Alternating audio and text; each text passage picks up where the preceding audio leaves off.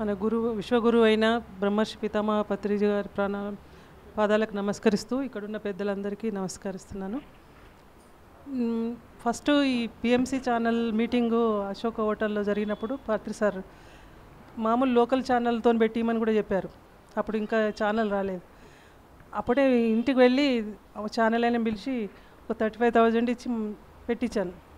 అది సార్కి చెప్తే సార్ అన్నారు, మేడం మీరు సాధించేశారు అన్నారు. తర్వాత ఇక ఛానల్ వచ్చింది, షేర్స్ కట్టిమంటే మెదక్ నుంచి ఒక 14 లక్షల షేర్స్ కట్టించాను. తర్వాత అసలు సారు ఏది చెప్తే అది చేయాలనిపిస్తుంది.